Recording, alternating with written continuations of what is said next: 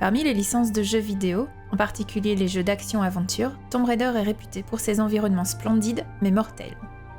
De la jungle luxuriante aux plages de sable fin, en passant par des tombeaux engloutis et des temples cachés, la licence compte un très grand nombre de paysages dignes d'une carte postale. Mais quels sont les plus beaux niveaux ? Ceux où l'on s'arrête tous les 2 pas pour prendre des captures d'écran ou, si on a plus de chance, pour utiliser le mode photo et mitrailler dans tous les sens. Salut ! Si vous êtes nouvelle ou nouveau, bienvenue. Je suis Clara et je suis trop contente que vous soyez là. J'espère que vous allez vous plaire sur cette chaîne. Sur cette chaîne, on parle d'actu jeux vidéo, en particulier les jeux d'action, aventure et survie, avec aujourd'hui un focus sur Tomb Raider et Lara Croft. On s'est peut-être déjà croisés dans un coin d'internet ou IRL parce que je suis la personne derrière le site de Captain Alban et que j'ai déjà participé à beaucoup d'événements autour du jeu vidéo.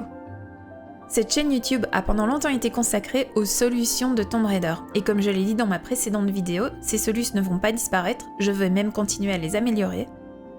Mais je voudrais aussi diversifier le contenu de la chaîne avec des sujets d'actualité sur les jeux vidéo d'action, d'aventure ou de survie. Dans la vidéo d'aujourd'hui, nous allons donc parcourir ceux qui sont, à mon goût, les 5 plus beaux niveaux, tout Tomb Raider confondus, sur base de leur environnement et de leur conception artistique. Notez qu'on ne parle pas ici du gameplay ou de la satisfaction d'avoir bouclé les niveaux. Cette sélection viendra dans une prochaine vidéo. Pour le moment, on parle bien, simplement, de la beauté des niveaux. On parcourra aussi quelques mentions honorables qui auraient pu se trouver parmi les 5 finalistes, mais n'ont pas été retenues pour des raisons variées sur lesquelles on reviendra plus tard dans la vidéo. Allez, c'est parti!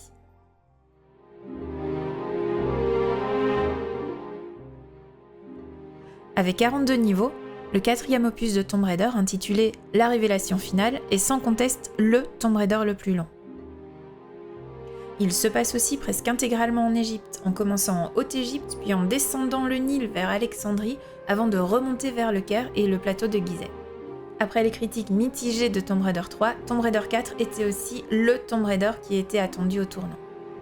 En effet, à l'époque, le studio Core Design avait enchaîné les sorties annuelles et montrait clairement des signes de fatigue. On reviendra plus longuement dans une prochaine vidéo sur l'ascension et la chute de Core Design. Mais on peut objectivement dire que La Révélation finale est un jeu extrêmement détaillé et soigné. Malheureusement, il n'a pas atteint les notes de ses prédécesseurs, mais il a apporté de belles améliorations à la jouabilité et à la structure du jeu. Je suis en train de refaire le jeu tous les jours de la semaine en live sur Twitch à partir de 13h. Et entre parenthèses, vous devriez venir me suivre là-bas. Et ce qui saute aux yeux avec ce Tomb Raider, c'est que le jeu est une vraie lettre d'amour à l'archéologie et à la mythologie égyptienne. La trame du jeu consiste en une course à l'artefact maudit sur fond de bataille éternelle entre les dieux Seth et Horus.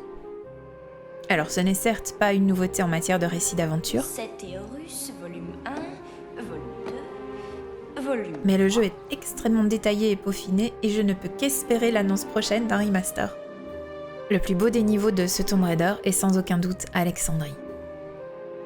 Si vous connaissez un peu le monde archéologique français, vous n'avez pas pu manquer les fouilles du phare et de la nécropole d'Alexandrie qui ont pris place vers la fin des années 90. Ces découvertes, en particulier celle du site de Qaït en 1995 et celle d'Hérakléon en 2000, ont été extrêmement médiatisées en France et ont donné lieu à de nombreuses vocations d'archéologues, notamment la mienne. Mais ce que l'on sait moins, c'est qu'elles ont inspiré l'une des majeures parties du 4e opus de Tomb Raider. La partie d'Alexandrie, qui est essentiellement la 2e partie du jeu après Luxor, comporte plusieurs niveaux imbriqués les uns dans les autres. Dans les jeux vidéo, c'est ce qu'on appelle un hub, et c'est ce qui était à l'époque les prémices d'un monde ouvert. Des ruines côtières au palais de Cléopâtre, en passant par les catacombes et la grande bibliothèque, ce sont autant de niveaux qui représentent bien ce carrefour des civilisations grecques, romaines, égyptiennes et islamiques qu'est Alexandrie aujourd'hui. Au fil des niveaux, on passe d'une culture à une autre et on remonte en quelque sorte le temps. On passe de la ville moderne avec ses affiches de cinéma et son petit musée bien kitsch, puis on remonte vers les catacombes grecques et romaines avant d'arriver à la partie la plus ancienne d'Alexandrie. C'est pour moi une vraie réussite et l'un des plus beaux niveaux, tout Tomb Raider confondu.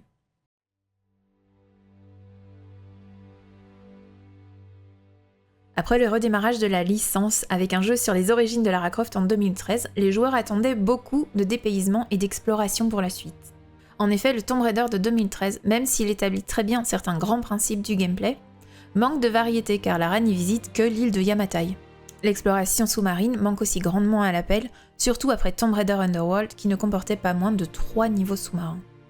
Annoncé en 2014, Rise of the Tomb Raider s'inspire grandement de la civilisation byzantine dans son orientation artistique. Le tout début du jeu catapulte Lara Croft dans une zone de conflit en Syrie, à la recherche d'un lieu appelé le tombeau du prophète. Comme il s'agit du premier niveau, il se compose d'un long tutoriel permettant d'explorer les différentes facettes du gameplay. On explore le platforming, le combat en passant par les secrets et la découverte des différentes langues anciennes.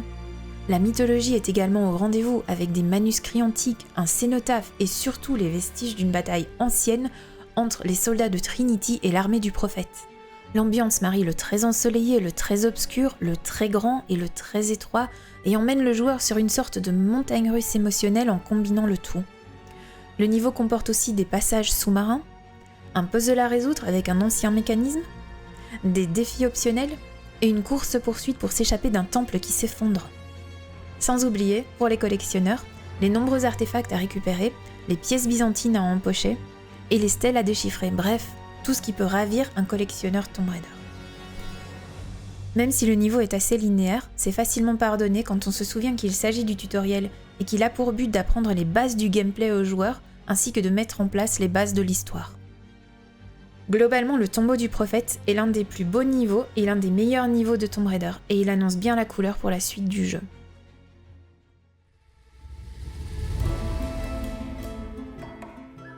Parmi les plus beaux niveaux, on pourrait inclure l'intégralité de Shadow of the Tomb Raider, qui est le dernier opus en date pour la licence. Entre la mission de San Juan, les falaises de Cozumel ou encore les cénotes de Paititi, difficile de faire un choix. Mais après avoir rejoué au Tomb Raider Remasters ainsi qu'à d'autres jeux d'aventure, je voulais revenir en particulier sur la jungle péruvienne. Le Pérou a été maintes fois visité dans Tomb Raider, que ça soit dans des cavernes, dans un temple ancien, dans un village moderne ou encore dans une vallée perdue. Difficile donc de créer un environnement original au Pérou, et pourtant, les concepteurs d'Eidos Montréal, le studio derrière Shadow of the Tomb Raider, y sont parvenus avec brio avec la jungle péruvienne. Je le dis souvent sur mes streams, je pense que les forêts et les jungles sont des environnements sur lesquels le jeu vidéo peut encore faire beaucoup de progrès. Les jeux vidéo anciens n'en avaient pas les moyens techniques, mais même aujourd'hui, je pense qu'il est difficile de représenter un environnement aussi complexe qu'une forêt de façon réaliste. Cela dit, ces dernières années, la représentation de l'environnement a énormément progressé dans les jeux vidéo et la concurrence a mis la barre très haut en la matière. Shadow of the Tomb Raider parvient pour moi à représenter fidèlement une jungle péruvienne dense, avec son côté mystérieux, parfois inquiétant, un peu familier, à l'ambiance feutrée et qui peut cacher des trésors comme des pièges mortels. La jungle péruvienne est le deuxième niveau de Shadow of the Tomb Raider et celui où Lara Croft possède enfin tout son arsenal et tous ses mouvements. À ce moment du jeu, le joueur, s'il a bien appris tous les mouvements, peut pousser l'exploration au maximum et récolter toutes sortes de récompenses. Le niveau allie avec intelligence, le combat, le platforming et l'exploration, et l'on passe de la cime illuminée des arbres aux cryptes obscures et mortellement dangereuses. Encore une fois, c'est un niveau qui marie différentes ambiances de façon très naturelle et organique. On passe de l'émerveillement à la panique en l'espace de quelques secondes et c'est un véritable chef-d'œuvre.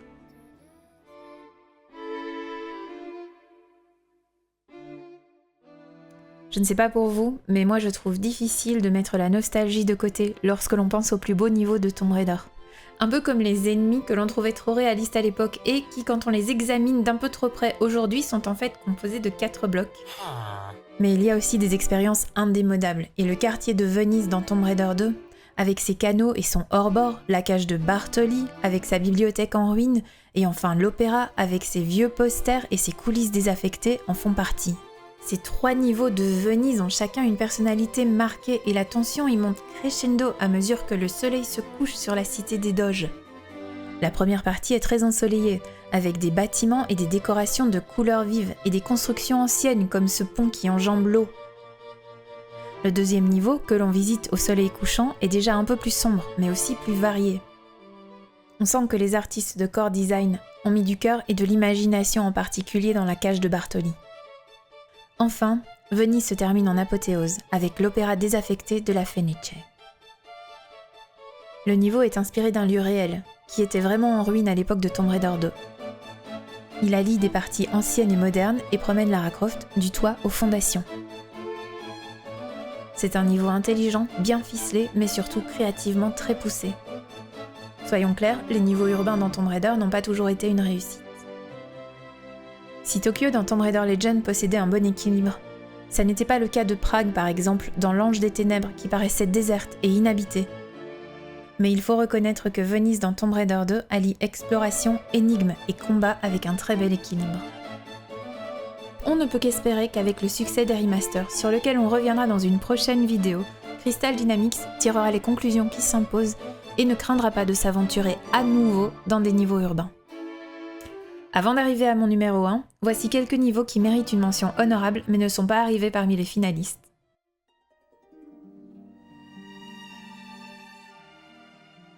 L'un des principes de Tomb Raider est que l'aventure peut se cacher partout, y compris dans des endroits insoupçonnés. Tous les joueurs de Tomb Raider aiment penser que l'aventure est à leur porte. Aussi pour les fans français, c'était assez incroyable d'apprendre que Lara Croft se rendrait en France, à Paris, sur les traces de l'alchimiste noir et entrerait même au musée du Louvre. Les niveaux du Louvre, dans les galeries, mais surtout sous le musée, sont vraiment le cœur de l'histoire de Tomb Raider 6 et personnifient l'univers créé par Core Design pour le jeu. Entre les galeries avec leurs tableaux bien réels, les bureaux des conservateurs avec les manuscrits, le site archéologique sur lequel Lara se comporte encore une fois comme une vandale, et surtout l'ancien mécanisme qui mène à la galerie du Lux Veritatis. Le potentiel était clairement là. Malheureusement, certaines parties du niveau sont moins fines car pas vraiment finies, et c'est dommage. Le jeu en lui-même était globalement une catastrophe en matière de jouabilité, et le niveau se terminait de manière compliquée avec un combat contre le fantôme d'un moine auquel on dérobait un tableau. C'était un combat injouable, et les demandes d'aide reçues à ce propos se comptent par centaines, sinon par milliers, sans exagération. Tout cela disqualifie malheureusement le Louvre d'entrer dans mon top 5 des plus beaux niveaux de Tomb Raider. Je l'ai mentionné un peu plus tôt, la quasi-totalité de Tomb Raider 4, la révélation finale, se déroule en Égypte. Mais cette exception faite du tutoriel qui se déroule lui dans les temples d'Angkor Wat au Cambodge. On y retrouve une Lara âgée de 16 ans qui apprend les bases de la vie d'explorateur. Le niveau comporte des moments vraiment marquants comme quand on découvre le squelette d'un aventurier avec un fedora et un fouet, ou le moment où Lara Croft découvre son emblématique sac à dos. Mais le niveau est extrêmement court et linéaire et ne rend pas justice à la complexité et à la beauté des temples d'Angkor Wat que l'on aimerait pouvoir visiter plus en détail. Comme vous, j'imagine, j'ai bien une liste de niveaux et d'endroits que j'aimerais retrouver dans un futur Tomb Raider. On y reviendra bien sûr dans une prochaine vidéo, donc je vous suggère de liker celle-ci et de vous abonner pour ne manquer aucune mise en ligne. Mais je peux d'ores et déjà vous avouer que le Cambodge se trouve sur ma liste. Lorsque l'on parle de niveau carte postale, le Ghana dans Tomb Raider Legend s'impose d'abord parce que Lara fait cette observation d'elle-même.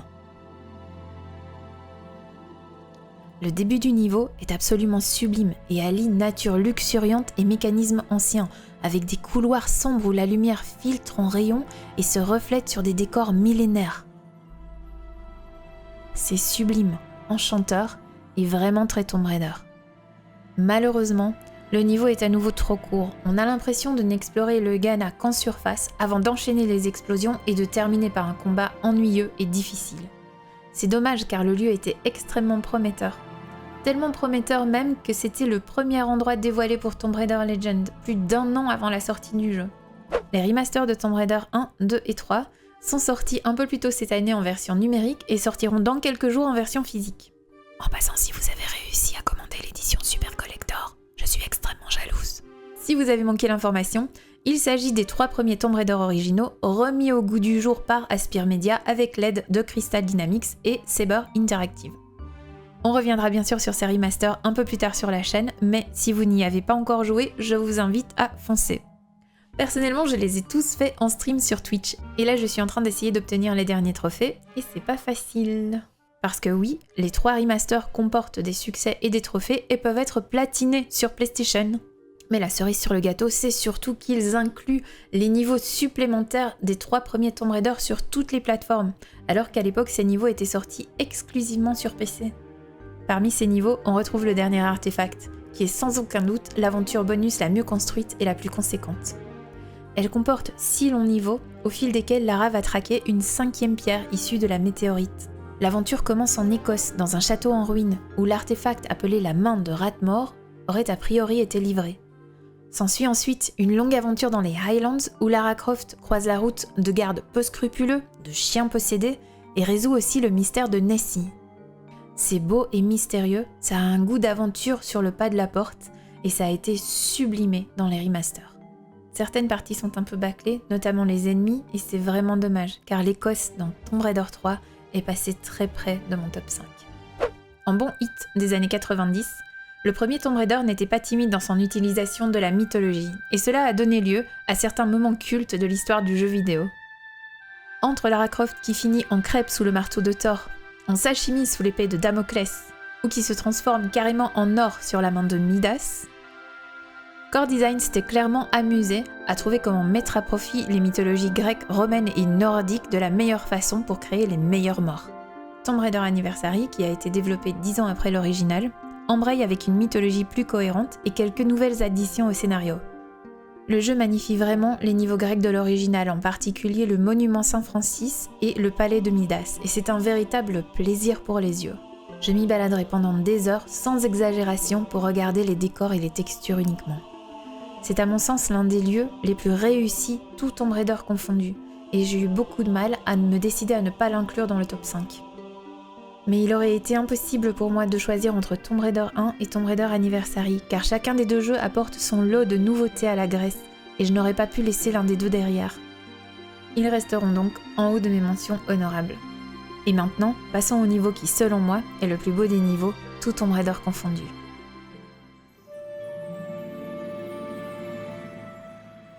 Lorsque l'on parle de Tomb Raider Underworld, les mots cartes postales ne sont jamais très loin. On passe des eaux bleues de la Méditerranée aux neiges de la Norvège en passant par la jungle et les ruines mayas du Mexique. Sans exagération, on pourrait facilement faire un top 5 des plus beaux niveaux de Tomb Raider rien qu'avec Underworld. Mais s'il fallait ne choisir qu'un endroit, la Thaïlande est sans aucun doute le plus beau niveau du jeu. Encore une fois, la jungle luxuriante est très réussie, et le niveau allie platforming, exploration et combat avec brio. Le tout autour de plusieurs puzzles mettant à profit des mécanismes antiques et un peu magiques en suivant le fil rouge du jeu. S'il fallait ne garder qu'un niveau de ce classement pour l'inspiration d'un futur Tomb Raider, je propose la Thaïlande sans hésiter. Alors voilà donc mon top 5 des niveaux que je trouve les plus beaux, tout Tomb Raider confondu, ainsi que quelques autres niveaux qui ont failli rejoindre la liste. Êtes-vous d'accord avec ce classement ? Le verriez-vous différemment ? Auriez-vous changé l'ordre de différents niveaux ? Quel aurait été votre top 5 à vous ? Je suis très curieuse de le savoir. N'hésitez pas à me faire part de tout ça dans les commentaires sous la vidéo. Et si vous voulez discuter de Tomb Raider et Lara Croft plus en détail, je suis live tous les jours à 13h et le samedi à 19h sur Twitch, donc rendez-vous là-bas. D'ici là, merci d'avoir regardé cette vidéo et rendez-vous très bientôt pour la prochaine.